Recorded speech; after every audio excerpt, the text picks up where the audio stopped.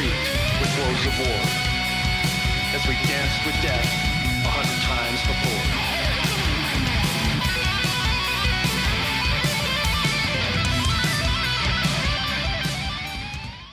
Hey, everybody. Welcome back to the Son of a Blitch podcast. I'm your host, George Blitch, and I got a special podcast for you guys. I got to sit down with John Norris and Mike Vellekamp. You guys might know John from the previous podcast that had him on.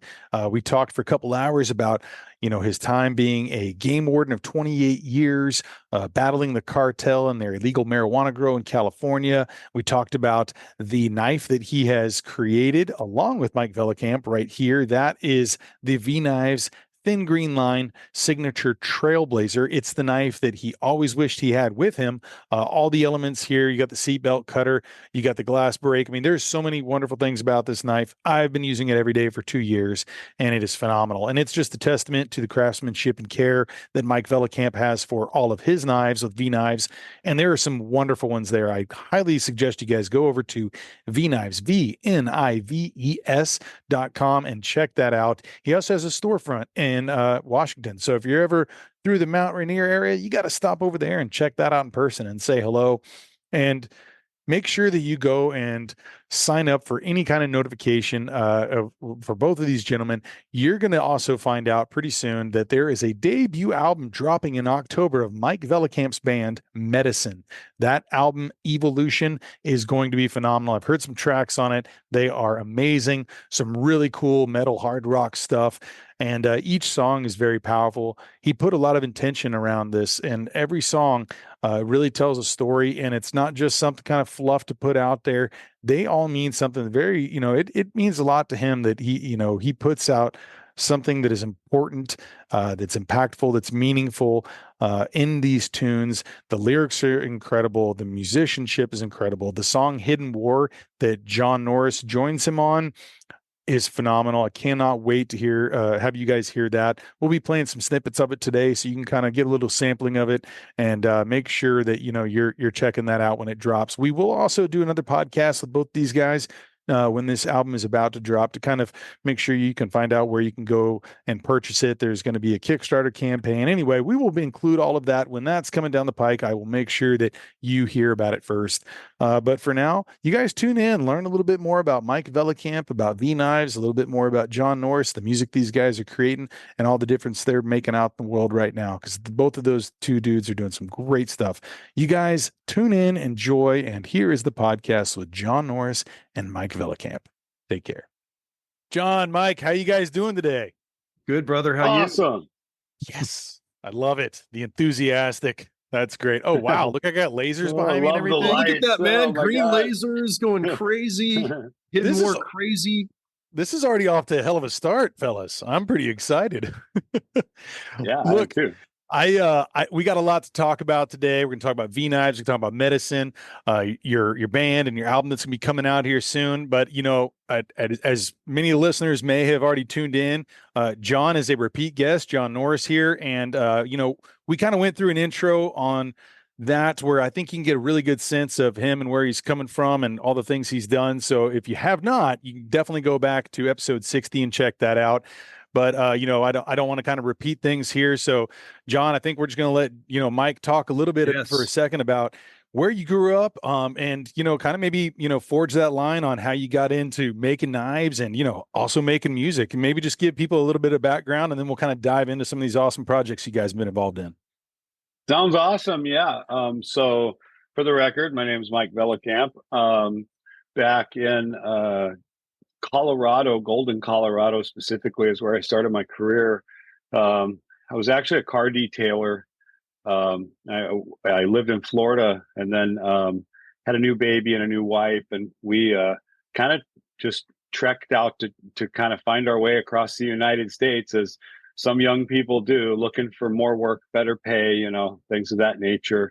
And lived in a little trailer park out there.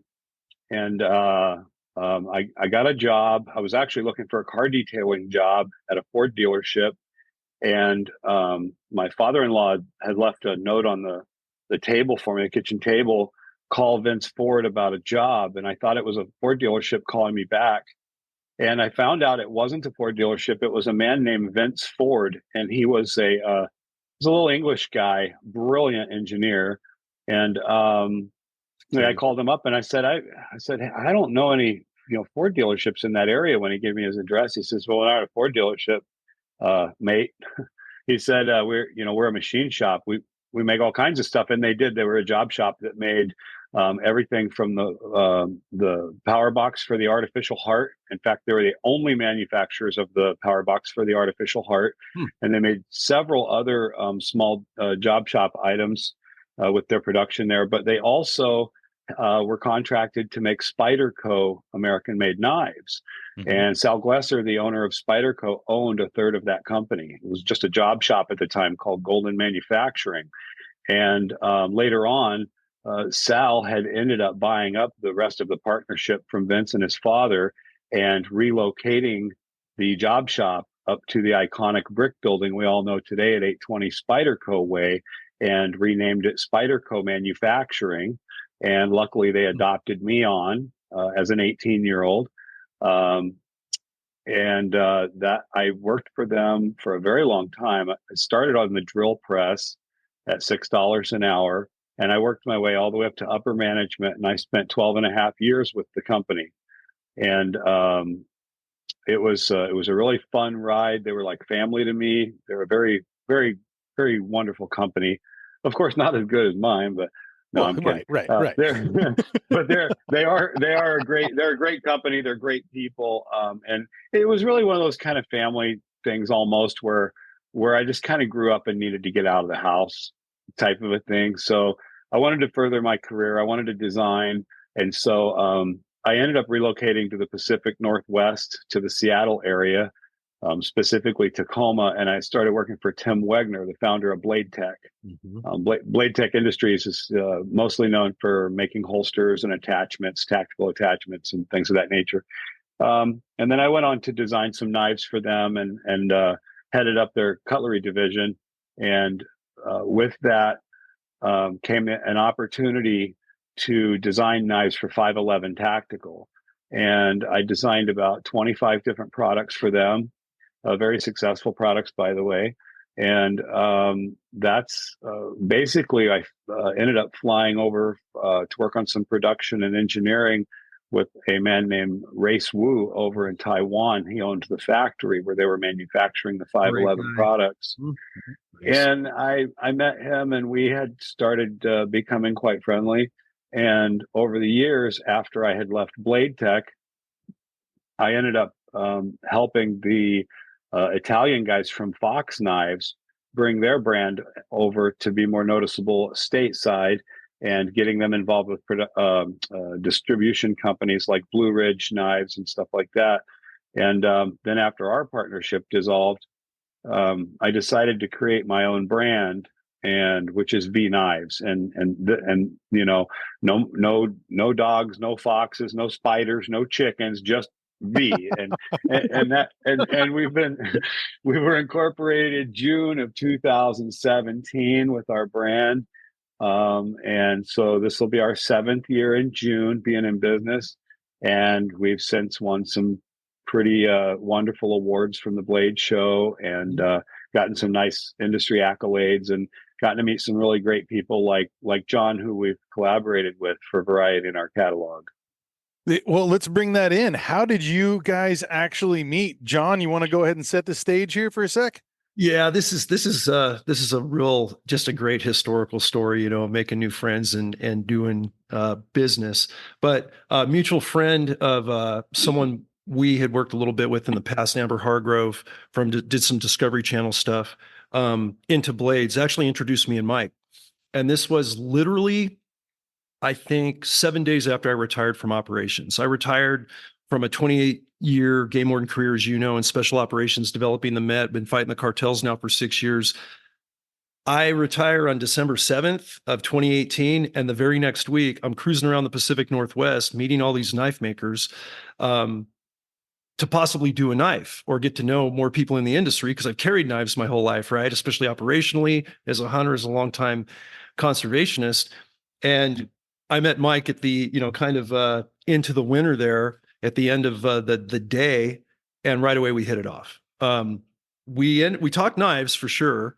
I had a sketch of what a Trailblazer the personal dream knife that I never got to carry, that had all the features on it that I never could get in a fixed blade. I could get a seatbelt harness cutter, in like a CRKT, and maybe I could get a glass breaker and a SOG, but I couldn't get them both and still have a carryable, lightweight, and very durable kind of battle folding blade that everybody could use. So I had this very rudimentary picture drawn up to my hand dimensions in pencil, a lot of erase marks, little things I had changed. Mike looked at it, and right away he goes, I see where you're going with this. You definitely carried a SOG, because I recognize that little cutout. We can do something a little different, maybe even improve upon that. But I want to take this Studebaker design that's very functional and put a little Ferrari into it, V Nives style. And I went, okay, what's that going to be? And actually, we didn't design any more or talk knives that day. We started talking about music. He had his guitar, he had his amp. He knew I was a lifelong Rush fan, a Metallica fan. I was just starting to sing in Area 56 that we talked about in our other podcast. Mike's also worked with our guys and done shows and helped us on sound, and knows our band as well. We're all buddies. So all we did was talk 2A stuff, firearms, tactics, patriotism, wildlife protection, anti-cartel stuff, border stuff, and music. And he actually shredded for me on his guitar that day. And that was like a 2-3 hour visit, right, Mikey? And then it went long. It went long. I think you guys were I think this is a last minute idea. It was to just stop through and, hey, let's see if Mike's over at his shop. It ended up being a very long visit. Great visit. Yeah, it was awesome. And we seriously talked about knives for about 10 minutes out of like 3 hours. And that really what has made it so good. And the Trailblazer was born. It's been very successful, George, as as we discussed. Oh yeah. We've done new variants of it. We've got the fixed blade line that just dropped about a year and a half ago. And Mike and I, not going public with it yet, but we've talked about other products in the thin green line Trailblazer series that will help everybody, functionality, whether they're blades or other products. I mean, I think Mike, I'm leaving it at that at this point, but it's just been a great journey. And I can't thank Mike enough for bringing me on board, being his brand ambassador for the entire brand, because everything outside of the Trailblazer line is great stuff. I use it as well outside of my own signature line. And we have a lot of people all over the Northwest, the West Coast, where I spent a lot of time, and now the East Coast. So it's been a really, really good journey. And again, I think the biggest thing that I'm grateful for from the business side of this and the personal side where Mike's wired is the love for the country and the love for protecting our resources, and really resonating with Hidden War and the thin green line. Mike has been at the top of the spear for advocating that message outside of the products we make together, which is a real honor and a real blessing, and why, we have such a great friendship. And I mean, even to promote the book, promote the message, talk about what we're doing in the cannabis world, but also the other crimes the cartels are doing. And now the album, the new band, and actually having a single named Hidden War, which just blows me away to this day, that we co-wrote the lyrics for. And I actually had the honor of getting to sing, some choruses with them, and also do some spoken word in that, which was just an absolute blast. And it's one of many killer songs on that album. I mean, I've heard and seen everything that's out so far.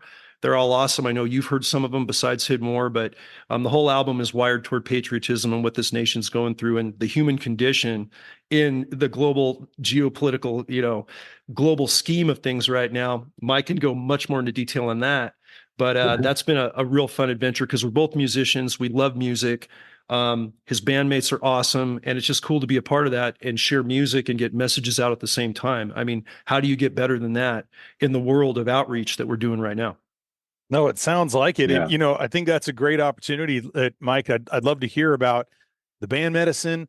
Kind of tell us a little bit about, how this band formed, this idea for this album, the concept behind it. And then, let's bring in like how you decided to start kind of grabbing some of the lyrics from the Hidden War book and really kind of putting together that track, and how you maybe talk to us about how that kind of collaboration took that next stage.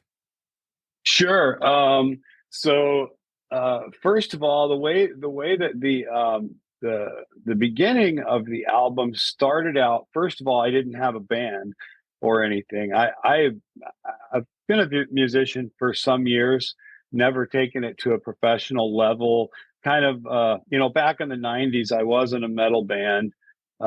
Never really got too big because everybody was on drugs and couldn't show up to practice, and all the kind of things that you go through. And somebody's wife got pregnant, and somebody moved away, and all the things you go through when you're young and you haven't really thought out the whole thing. But when you start to get more on a professional level, you start to treat it more like a business. So I actually had some riffs that I was working on that I thought one day, if I ever get the chance, I would like to put them, put some tracks down and maybe get a singer and a bass player and some of that stuff. And it just took so long to try and get my ideas out. It's like when there's a real symbiotic relationship, I think, between the creativity that happens with engineering and manufacturing and that creativity that happens when you're trying to write a book or an album or have a TV show or any of those kinds of things. It's a creative process. And the originator of the idea is really, the one that's got all the stuff in their head, and getting it out and getting that mission out to everyone else to kind of have the same focal is somewhat difficult. So I just started going ahead and recording tracks, and I was like, well, okay, I was a bass player back in the day, just like John. And I was like, well, I'm going to have to learn how to play guitar if I'm going to do this. So I started learning how to play guitar. Thank you, YouTube. And yeah, and then, and then I was like, well, I'm going to have to figure out vocal tracks. And so I was like, well, okay, maybe I should sing. So I actually started going and doing karaoke every week and working on my singing and my vocals and stuff. I would go to karaoke and sing Metallica songs and stuff. And yeah, believe it or not. And then I was like, well, shoot, all right, I got to put guitar solos in here. And so I was like, all right, I'm going to have to learn how to be a lead player. And so I started learning, noodling over different scales and stuff to different songs and everything. And then so I was like, okay, I think I have enough now in my arsenal that I could produce something at least to show it to someone and see if they're interested. And I'm going to make a long story a little bit shorter here. I had ended up running into Corey, who I used to work with at Blade Tech on Facebook. And I thought he was a guitar player, but I just remembered he liked, heavier music. And I found out he was a drummer, and I was like, "Oh, geez, man, I could Here we go. really use a yeah, I could really use a drummer." And I told him what I was doing, and we got together, and we had a little electric drum kit, and we just a little practice amp, and I just kind of showed him my vision, and he picked up on it right away. He was like, "Oh yeah, I want to do this." And he had a smaller drum kit, a Pearl kit, and we ended up investing and putting, gosh. We're thousands in now, but we actually ended up building this huge drum kit for him with double bass and all the cymbals and bells and whistles and everything. And this thing is huge. I mean, we used 24 microphones just to record the drums on that Hidden War track. Wow. And George, yeah. It was crazy. Mike, remember you sent me photos of the kit when you were just final building it, going in to record the second song. And I went, oh man, Neil Peart right now is down from above and going, that kid's crazy. That looks like that's a Danny Carey, a freaking Neil Peart. Yeah. He gave us his blessing for sure. And so anyway, then it was kind of down to, well, what do we call ourselves? This and that. And that, like everything, it kind of, the direction of the songs that I was writing, and with Corey, we're kind of like the Lars and James, except I play lead too. But, we started structuring out the songs and everything, and they really started taking form. And when we started naming the songs, the names started giving the song enough personality that it was like, oh, wow, this is what this song's about. And sometimes you'll write a song unintentionally, knowing that it's going to change and morph into something. Like we have one called Out of the Shadow. I just thought that was a really cool name for a song, and it was going to be about basically kind of maybe a disenfranchised group or person or someone battling with something, and they're coming out of the rain into the sunshine or whatever. Well, it morphed itself into a song about human trafficking, and it's super awesome, and it's got a great message. So that was everything. Kind of took form, and this band, which was just Corey and I, we eventually ended up getting a bass player and another guitarist, and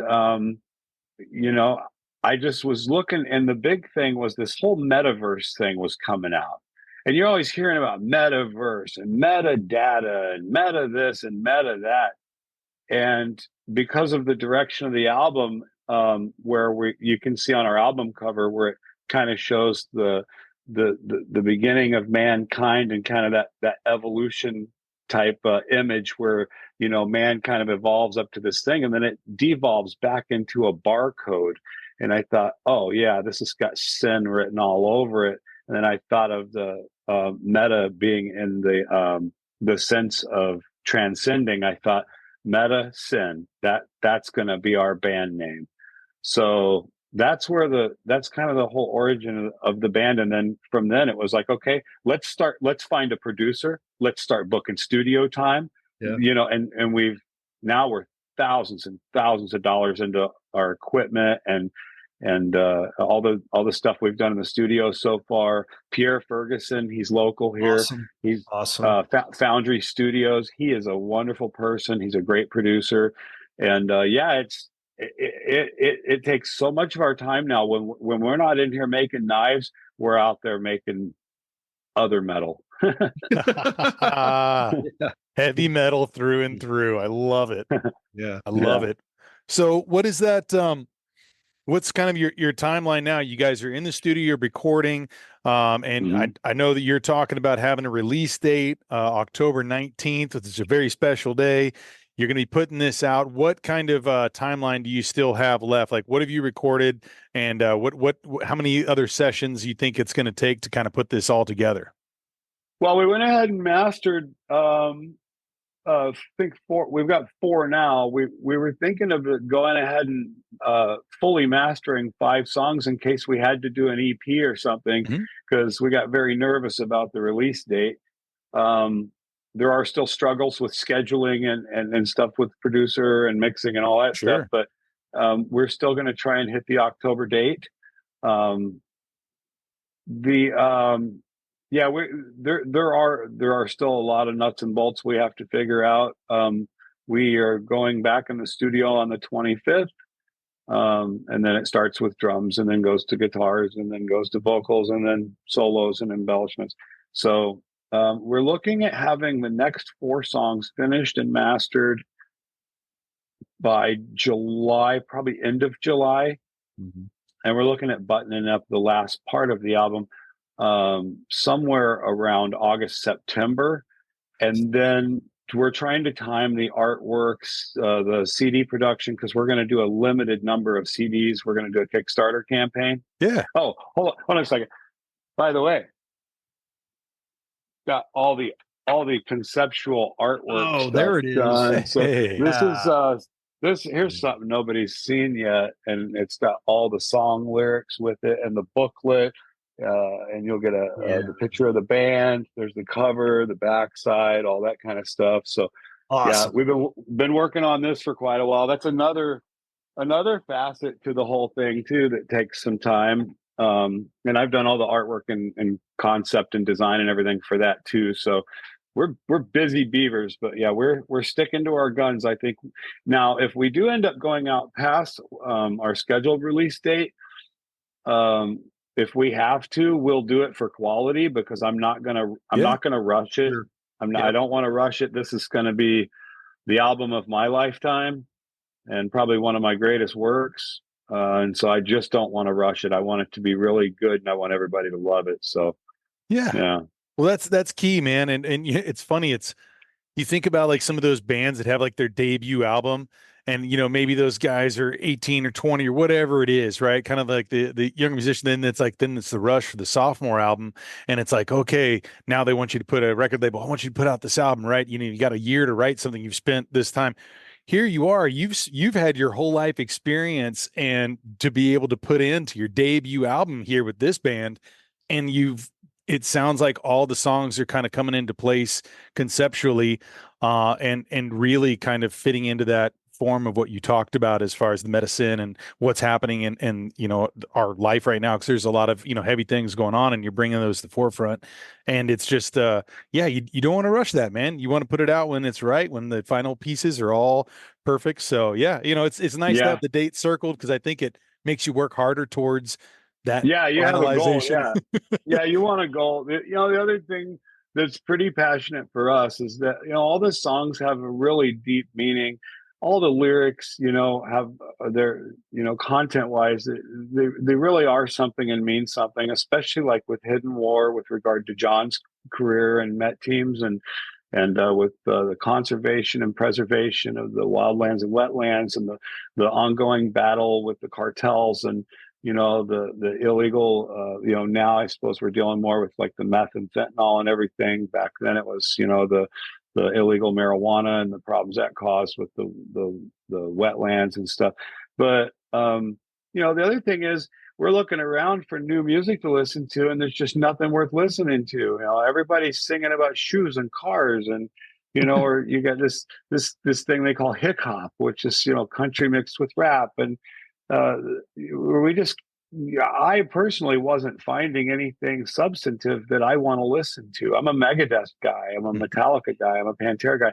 I miss that late 80s, early 90s, not just sound, but the importance of some of the stuff that they were singing about. I mean, when I was thinking about, writing this Hidden War thing, about conservation, preservation, wildlife, all that kind of stuff, I was actually listening to Megadeth's Countdown to Extinction. Yeah. And I told John about it. And he's like, well, how's this going to work out? And how's the sound going to be? Yeah. And I said, hey, tie this all together. I said, let me send you a Megadeth track. Like, we're not going to copy Megadeth, and it's not going to sound like this, but this is kind of the idea, is that we're going to make a heavy metal song about conservation and tie in your career. And John was like, you know what, Dave's got the message. That's actually a song about poaching, but he was like, he's like, this is awesome. I like what Dave Mustaine did here, and so we're going to do something similar.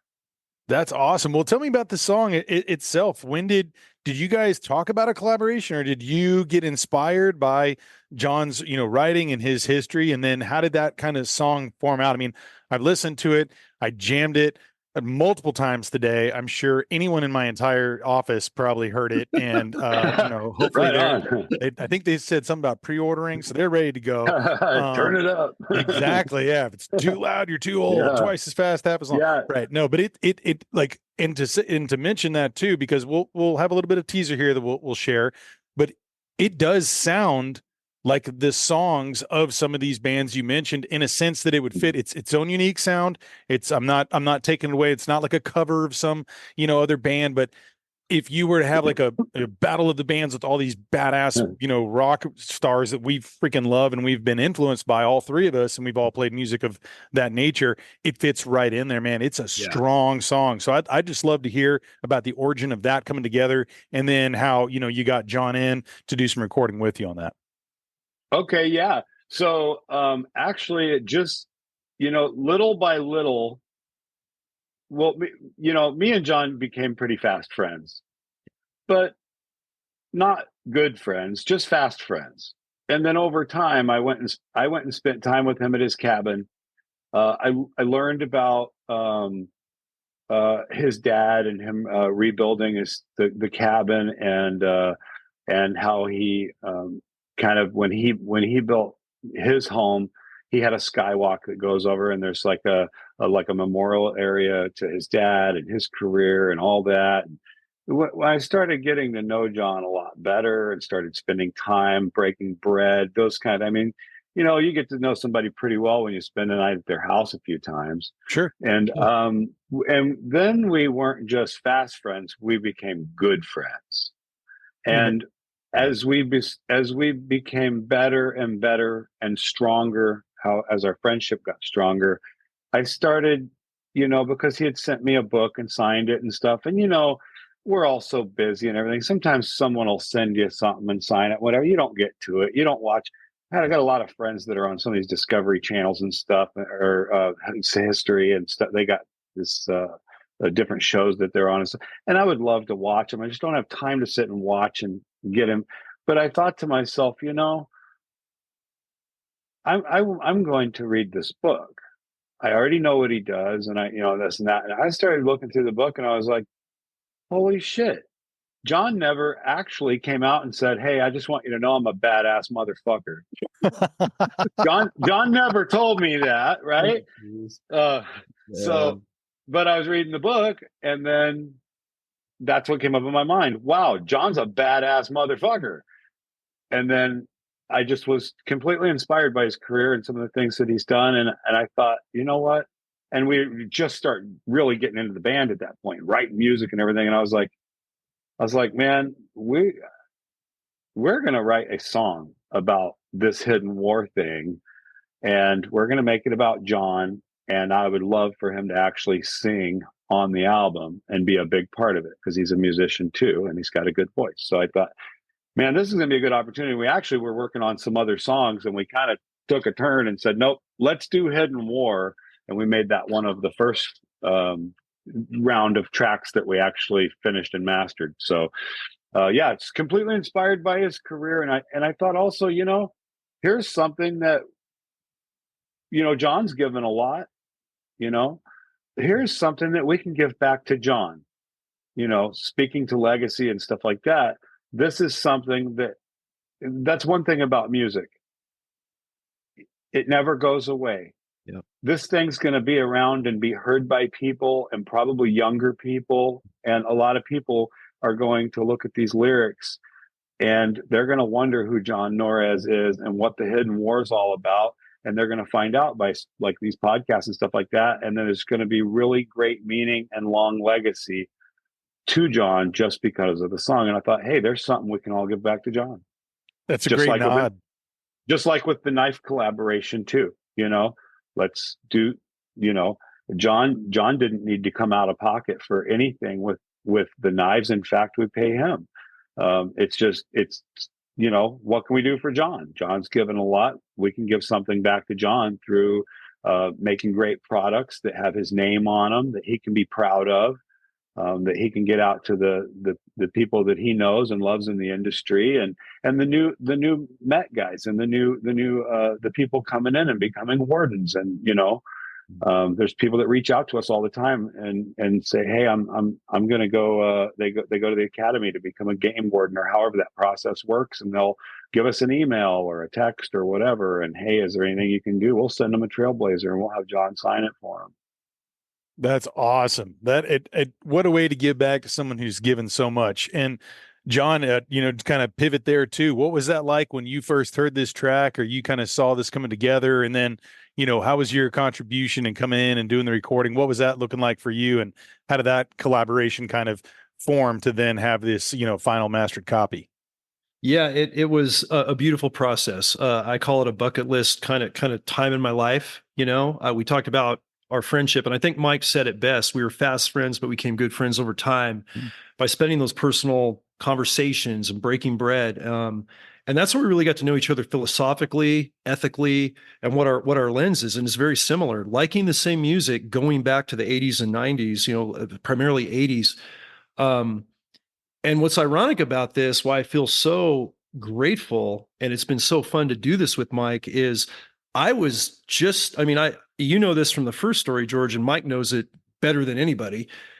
I wasn't even a singer officially until in and around the time I met him, and we talked about co-designing this Trailblazer blade, right? I was in a new band up here. I was the new guy. I evolved to being the lead singer, doing keyboards, doing fills, doing alternate percussion, all those different things. But I was evolving as a singer to a challenging set list of multiple iconic bands, of classic rock bands, to prepare for a professional recording in a very high level produced metal album that reflected. And I'm very grateful, but I really make this whole story about the Met team, about the Thin Green Line of wildlife officers, yourself being part of the Thin Green Line, Jack Carr, Joe Rogan, Cam Haines, Jim Shockey, all of the people that are out there fighting to either educate against these threats we have to our wildland, waterways, and wildlife. And Mike was honoring all of that, when he started working with me on the Trailblazer and bringing me into the company, but also to have a Hidmore single at the quality, I was just blown away. And to write the lyrics together and go back and forth. And he said, hey, I want to find something in your book that we can use for you to read a spoken word segment besides singing some chorus stuff and harmonies and whatnot. And I went, wow, that's great. Because as you know, every chapter I have a very deep quote that relates not only to the mission, but to the scope of what we're trying to protect and the heart of all of us within America, whether you love, whether you're in the outdoors all the time or not.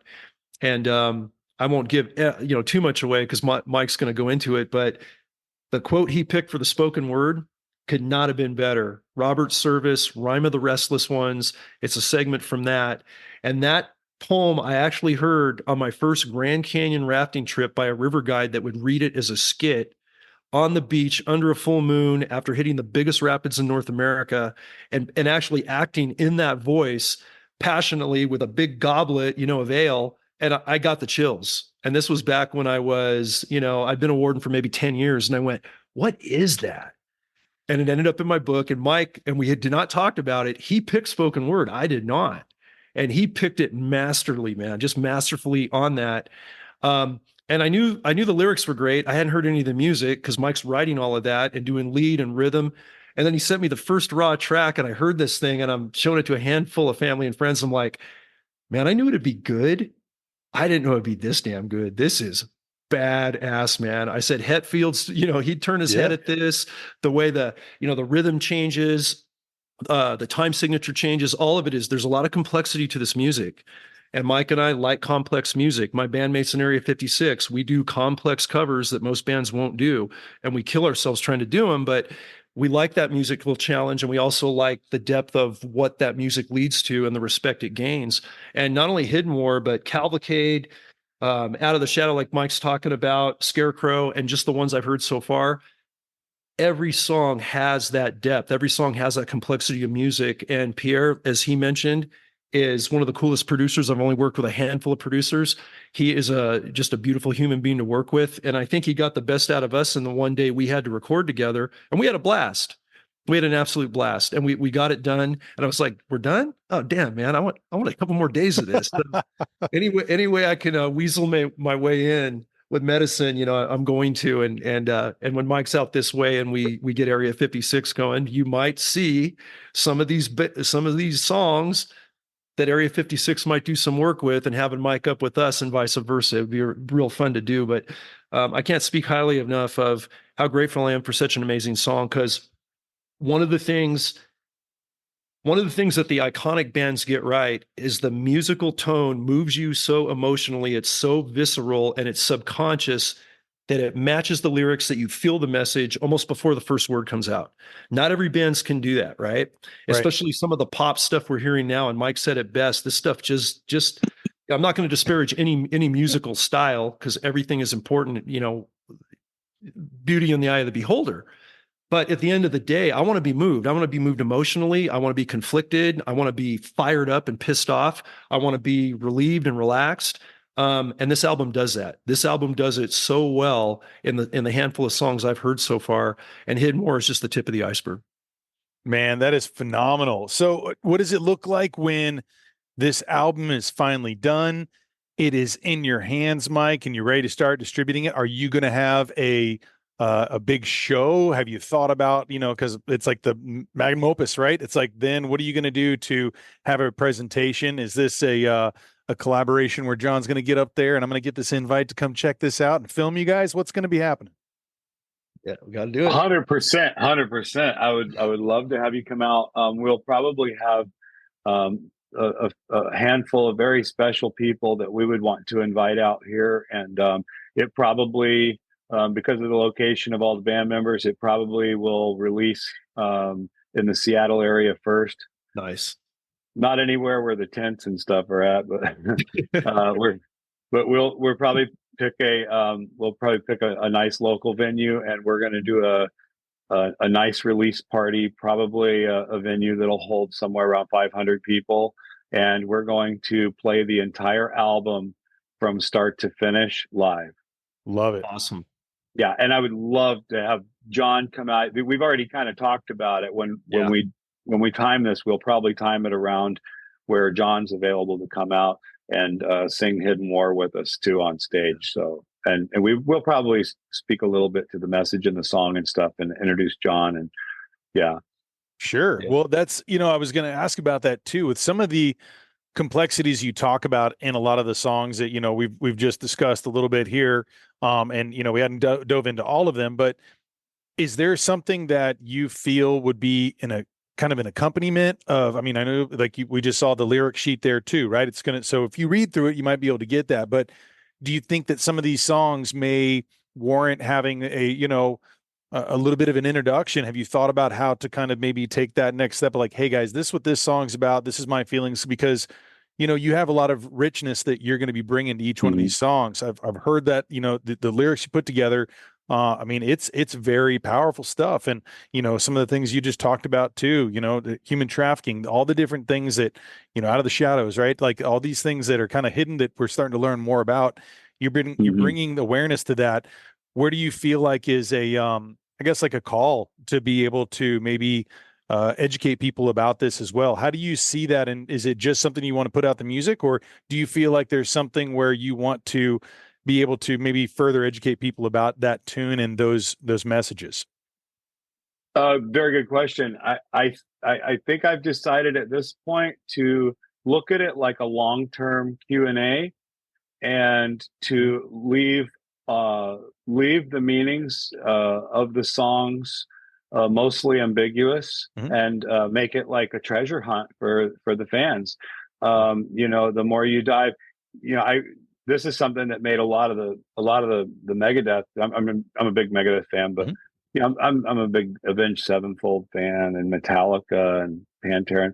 It's some of these bands, you listen to it for the beat, and you don't think about it when you're in the sunshine, drinking beer and sitting on the back of a tailgate.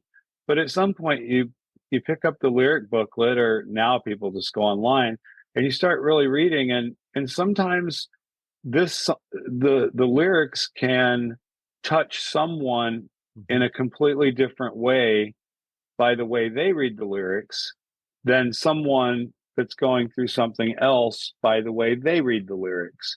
So for instance, the human trafficking song, which is Out of the Shadow, all of those lyrics align themselves to speak to human trafficking, but they also yield themselves to mean something to someone who's maybe been just marginalized or disenfranchised, or some family or group or individual. Same thing. We've got a song called Out of Service, and it's about getting out of the military, and not necessarily having trouble finding your way in life and stuff like that.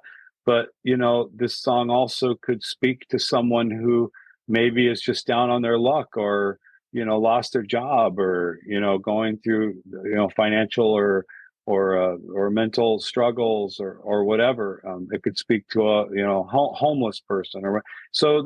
I think I've decided to go ahead and leave it as ambiguous as possible, but let individuals go out and find those little treasures in the song, and then ask the questions, and then obviously we would answer those. I mean, anyone that asks me what the song's really about, I'll let them know. I mean, I thought for a long time that the Megadeth song Holy Wars was about war in the Middle East, and come to find out it was about Ireland. I mean, you just never know the exact meaning, but it still has meaning in a very broad spectrum. So Sure. for that reason, I would leave it ambiguous, I think.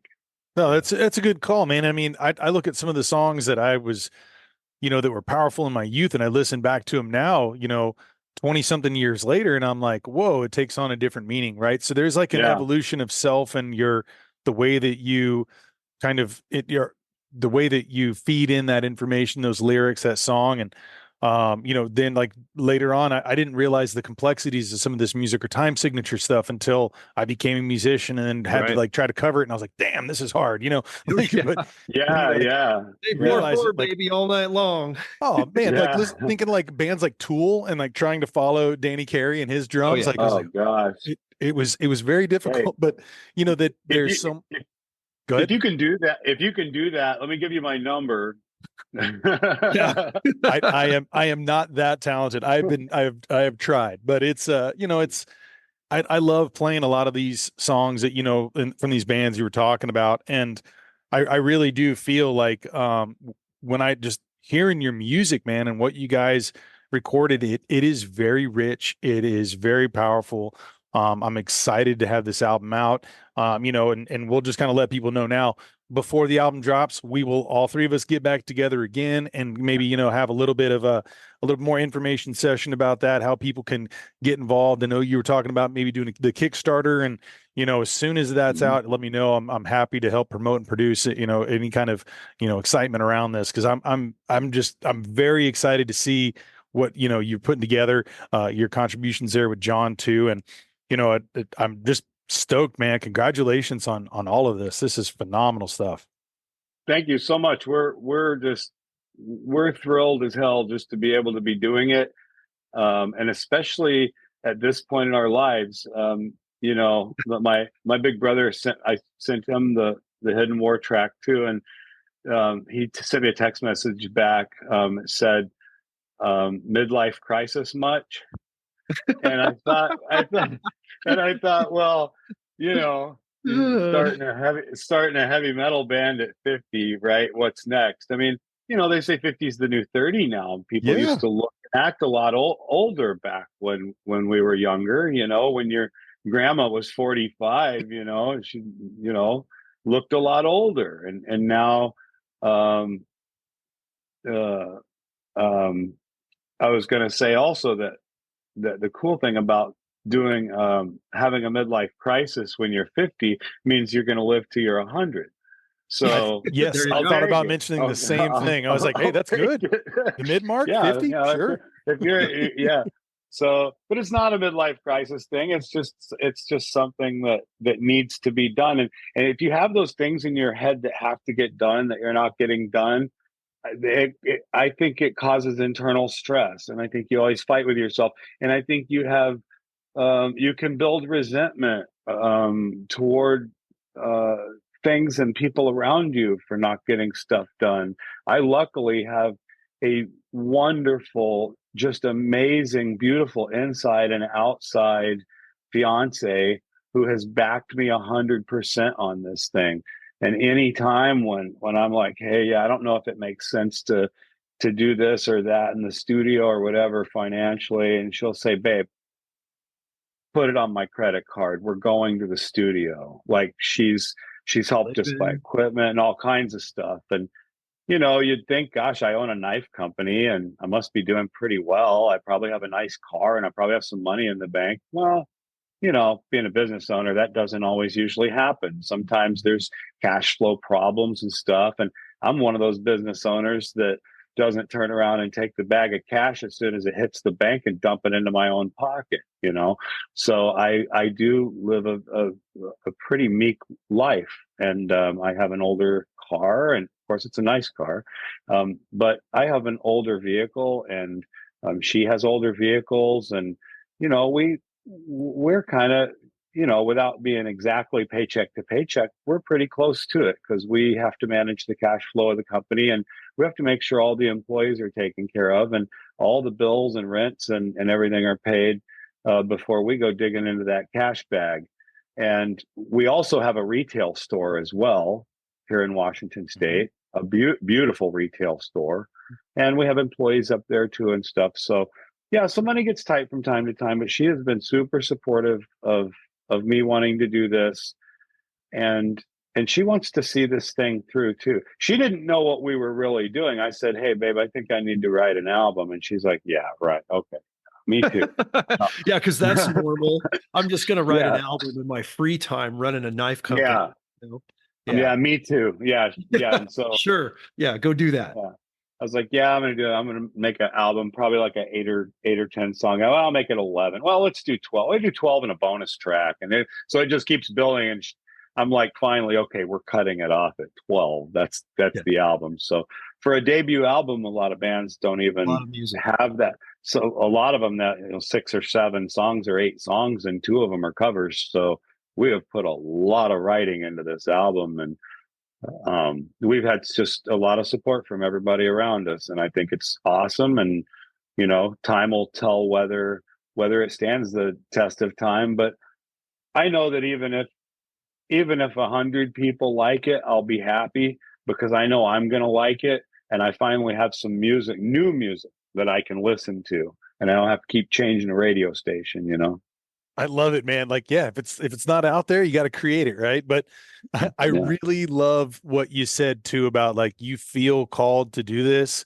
It's the same thing with this podcast, man. I'm not bringing in all the money doing it, but you know what? I felt really compelled to start this, move forward with it, and it's just something I feel called to do. I don't know where it's going to go, how it's going to go, but it's something that like I felt there's a book called The War of Art. Yeah, The War of Art. And it talks about like this resistance. Like, you want to do something, but there's all this resistance, which usually is in your own head about Right. getting to that end goal, right? And how we have to push ourselves through that and silence that, whatever that voice that I think, like, what is it? It's, Cam Haynes and, Joe Rogan, so your inner bitch, the guy who's always telling you to quit, whatever it is. Yeah. I quote Joe's inner bitch all the time, and it's just getting past that. And George, to your point, and I think Mike said it really well. What a blessing, what a privilege, what an opportunity to be at this stage in our lives and be talking about a metal album of quality and making music and actually putting it down historically. I mean, not everybody can do that. And I think that's just a testament to quelling your inner bitch, saying, hey, I'm going to go run and work out. I'm going to get all my frustrations and all the negative, all the haters, all the things that went wrong this last week that are burdened me down on the ranch at home, whatever the case may be. Mm-hmm. To, hey, now I'm going to go to the recording studio. Now I'm going to write with Mike, or now we're going to talk about, a knife design, or we're going to talk about this project that's going really well. When we can make music like this at this age that we're all really passionate about, I mean, that's beyond a blessing and beyond a privilege, I think. And that truly is I think it symbolizes living your best life while you can, because we all know what's going on in the world. I mean, honestly, we could step out of our office and get hit by that crazy transit bus tomorrow, or worse yet, we could have something crazy happen geopolitically on our shores or abroad, whatever. So why hold back? You only get one run around this crazy sun. And I think it's cool that Mike's doing this. And I think it's cool that we're all part of this project, and that you've got your podcast now. And there's nothing more communal and nothing more healthy than sharing messages and sharing ideas that people can relate to. As divisive as this country is, especially, and we all love America on this conversation, and it breaks my heart to see what's happening, in every part of the country. This album will bring people together, without a doubt. Your podcast is bringing people together. The outreach I do with music, with podcasts, with books, whatever, it's like a calling. You have to do it. And I think Andy Stump, another friend that I've done a lot of stuff with, was quoted on a podcast just recently of saying, how would I not try to spread the word and get more data and educate more people on what's really going on out there to bring people together? I would be doing an injustice to my country, to my fellow man and woman, if I didn't do that. And I think if more people had that mindset, I think we'd be a lot better off. Clearly. And without soapboxing too much more, I talked about music and how it affects us. You want to move somebody, we can do it in a podcast. Why do we have sound bites? Why do we have videos? Why do we have hard-hitting intros? Because we move by music. It gets us in our gut and we go, whoa, what's that? I got to be I got to listen. And this album's going to do that, man. And you're coming up. You're going to be filming. You're part of the team, right, Mike? And this is going to be a good thing, and having you on board to help us promote it. And we're really grateful. Oh man. Well, I'm excited. these are those things that the living legacies, right? It's like, because I ask people, and Mike, I'm going to get your take on this too. You know, I ask people about their legacy, what it is they want to leave behind, how they want to be remembered. And I know it's a weird kind of question too, because legacy is usually after death, right? But I've always been, when I worked with all these indigenous elders and traveled the world and interviewed them, we talked about a living legacy and like, what is it that you're doing now purposefully to leave behind? And, you know, we can talk about like the awesome, you know, designs you have with your knives here, and we'll chat a little bit more on how people can learn more and order some V Nives. But, you know, you talk about the music here. These are things that are going to be there for future generations, for your family, for your friends, for your fans to be able to say, you know what, he left his mark on this world. He tried to do something to leave it better, to leave a positive message, to shine a light on an area that needs to be shined, whether it's something that's already beautiful or whether it's something that's ugly and we got to focus on it to try to fix it and do something better. You know, you've talked a lot about that, John, and you know, in your work and what you've had to deal with battling the cartel, right? There's a lot of things that we need to be able to try to fix. And I think it's up to us, you know, to step up and do whatever we can, however we can, whenever we can, to make sure that we're leaving this better for the next person. So with that, Mike, I was going to ask you, because I've asked John this in the previous podcast, you know, as far as like your legacy, and I feel like, you know, we've kind of talked about some of the things that can already be included, but what do you feel like with, you know, recording this and with all your knives that you've been a part of and the designing? How do you think about your own personal legacy, and how do you hope that people are going to remember you from all the things you've done and been a part of in your life? Big important question. I think for everyone Yeah. on this earth. My personal belief is that we're not just here, but we're here with a purpose. Mm-hmm. And Amen. some find that purpose a lot sooner than others, and they get in and they get out quickly. In other words, and this is going to sound odd, the purpose of a 6-year-old that dies because they got run over by a truck may have just been to teach the parents to watch over their children better. Mm. I think tragedy also has an element of growth, education, and inspiration. And I don't think anything doesn't happen for a reason. I think some people, you know, they live to be 107 years old before they find out what it is they were supposed to do here. And some people get their job done very quickly. For myself personally, I have found that it has helped me tremendously since I made the decision to practice just random acts of philanthropy, Mm-hmm. just random acts of kindness. Yeah, I was late for a meeting the other day, and I happened to be at the grocery store, and there was a Black family sitting in their car, and they didn't know anything about cars or auto mechanics or anything. I don't think they even had a jack or a pair of cables or anything. And the whole family was sitting there. The mother was outside. They didn't have cell phone signal, and their car wouldn't start. And you know, I very easily could have just said, "Oh, wow, it sucks for them. The Lord's blessed me. Thank you, God. Get in my car and head off to church." Right? But I thought, you know, I'm about to have a meeting about how many more dollars I can make in my company. I'll skip the meeting. I'm gonna help these people. And the look on their faces was just, wow. We prayed, and God sent us somebody, and I was there, somebody that God sent. And I feel like that happens a lot. And you either answer the calling or you don't. But sometimes you're the angel that God sends. And you may not know it, that God's working through you that way. And a lot of times, if you take the calling, that can happen. And it's such an empowering feeling to be able to help others.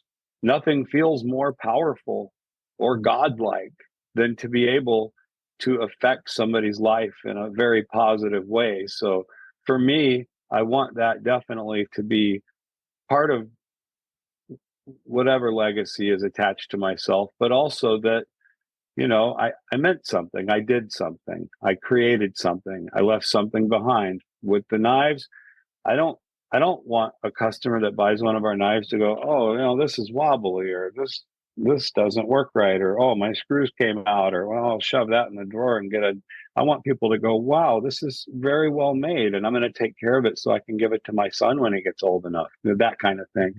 And I want the music to also be the same way. I want someone to look at it and go, these people really put their heart and soul into this, and this really means something. They're not just using a bunch of cuss words, and they're not just talking about what they hate and what they love.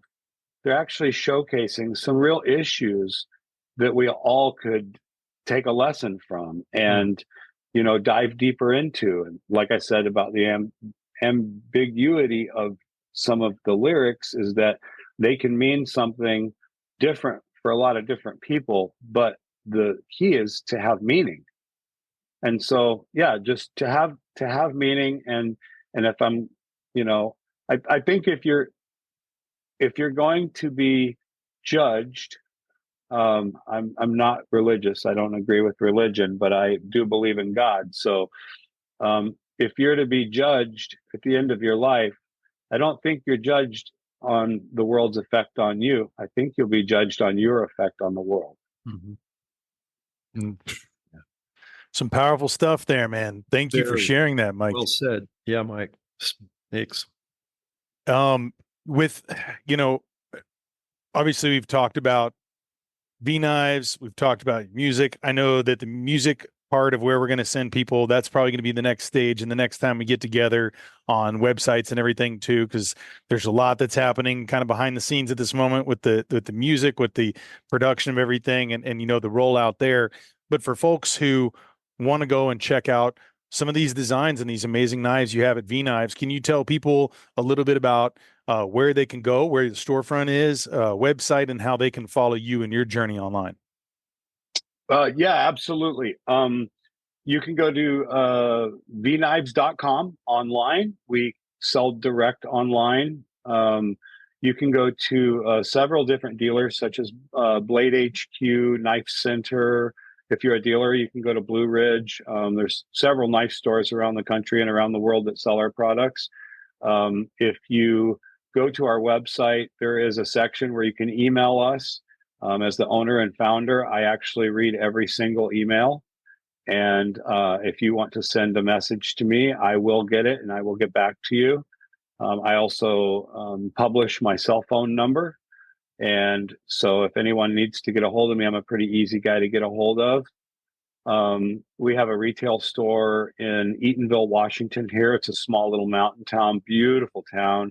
If you've ever wanted to go see Mount Rainier, you basically drive through right where my store is at to get to the mountain.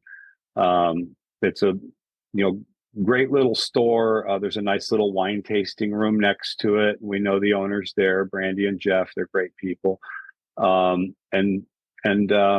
Besides that, you can visit us on Facebook. Our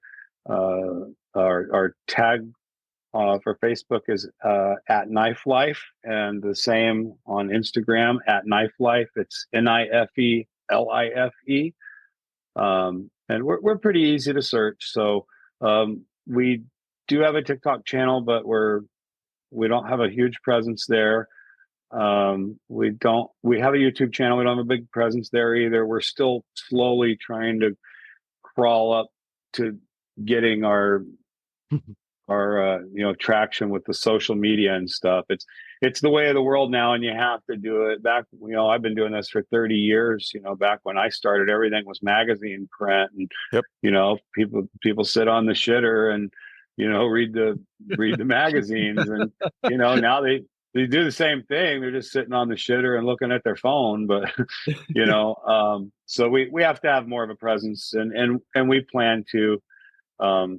Eventually, it's such a slow road, and it ended up, kind of in the beginning, it was this, everybody's their own promoter, everybody's their own marketer.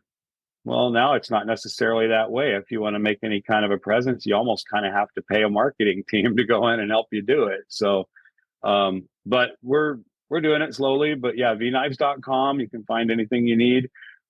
We've got some really great innovative products on there. We stand behind everything. We guarantee we have a lifetime guarantee on manufacturing quality. If for any reason you're not happy with the craftsmanship, we'll replace or repair. Most of the time, even if you break a blade or something, we'll offer you like a half price on a new one. So we do great customer service. We sharpen all of our knives for free for life. So yeah, we definitely pride ourselves in customer service. And yeah, I can tell you one thing. I know money is really short for a lot of people right now, and with inflation and with all the economical struggles that families are going through right now, there's not a lot of people that want to go fill their car up with $5 gas and drive out and buy a $200 knife. But if you do, I can promise you'll be happy with it. Mm-hmm. Well, Without a doubt. for sure, man. I mean, I'm serious. I've bought many of these. I love supporting both of you guys and what you're doing. I love I use this every single day, guys. There has not been a single day that this is not on my hip. I'm using it constantly. I've cleaned deer with it. I've cleaned hogs with it. I've used it for different things at the ranch. I'm taking it out with me all the time. There's not been a single failure. There's not been any issues. I think I might have had to maybe tighten one screw one time, but I put it to the test. And that's a testament of your quality and your craftsmanship and your dedication to putting out the best product, is that it's something I can tell folks, and I do often, about this. I did a giveaway of this knife and a Hidden War copy of the book. Folks were super stoked about it. A lot of people signed up, and I think a lot of people know it. So even though you don't have to hire someone to talk about that, or some people do. Yeah, here he's showing us right here. Go ahead, Mike, show the logo there. Awesome. There it is. V Nives. Nice. I'll make sure to include that as well too, because I think as we're talking, it's probably just focusing on whoever's chatting at the moment. So I'm going to overlay that and the website where people can go, and that's VNIVES, and make sure that you guys go and check that out. Maybe we can do, we'll talk a little bit after the podcast, maybe doing a little giveaway and offering something there as well. Maybe another book and another knife or something. We'll sort something out. 100%. 100%. Awesome. So let's do it, man. We'll kind of have all the details too. And so this rolls out, we should do a giveaway. Everyone sign, follow each other's pages and everything too. I want to make sure that, John, you give a second to, plug out where people can follow you. And if you want to just maybe talk for a few minutes about, for those who haven't tuned in yet to the other episode about Hidden War, the second edition, the forward by Jack Carr. Tell us a little bit about that. What's the difference between that and the first edition, and why folks need to go pick that up right now? Sure. Yeah. Everybody can reach me at johnnorris.com on my website, JOHNNORES. The same on Instagram, JONNORES. There are a lot of imposters. Just look for the verified check mark, which people are having trouble finding the real people now. Facebook is the same. We're about a year into the second edition of Hidden War, the second printing. We're actually in our third printing of the second edition. My friend Jack Carr wrote a fantastic foreword. I re-upped and completely modernized what has happened since the COVID lockdown, since the change in administration, the lack of border security, to kind of modernize what the trends have been from the first book. But we have everything that's in the first book included as well. The mission chapters, how the team started, the political struggles, all the different things. And that's available in print copy. It's available in ebook on Kindle. It's also available now on Audible, because I reread those sections. And the Audible's been really the most popular version of that book, because people are listening to their books rather than reading them, and they're listening and watching podcasts rather than going to other sources. So a good thing, we're getting it out. And you can certainly get personalized copies from me directly through a direct message or through the website, or go to Amazon and get any format of that book that you want. Excellent. Well, and I definitely strongly urge you guys to go to his website, order from them. You've been so kind to autograph some copies, and whenever you're sending out the Trailblazer, you sign the box and everything too, which comes in an amazing box. I'll load some pictures here so people can see. They are phenomenal. Great presentation.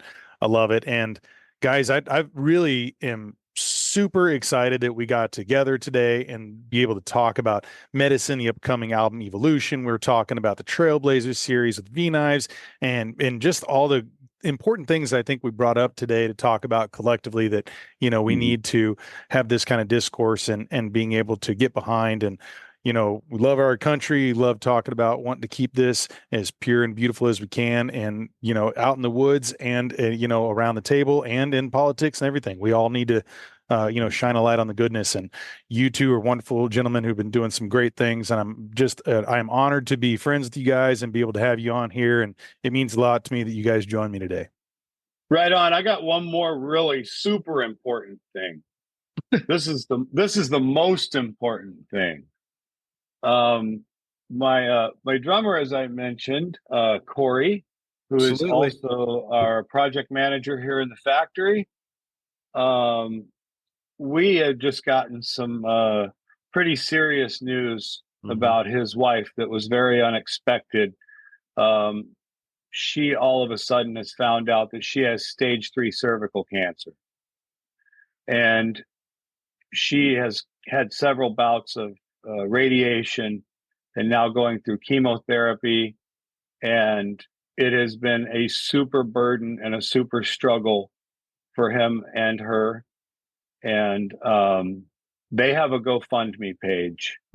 And I would like to ask if you could put this on the podcast and urge some people, even if you could give $5 or $10.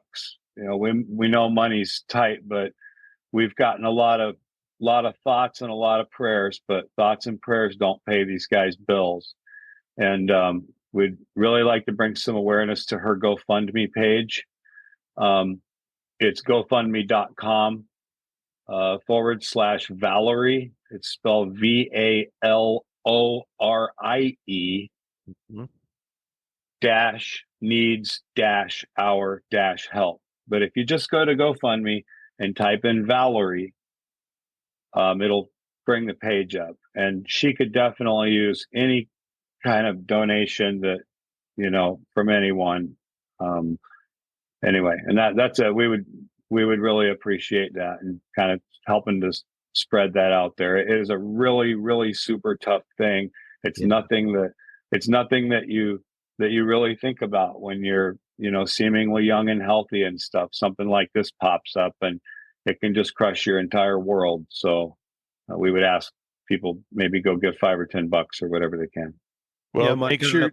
Yeah, I'll put it in the description in the show notes here. There'll be a direct link. I'll make sure that our family contributes as well today, and financially, and as well as our keeping her in our thoughts and prayers. Hey, man, that's it.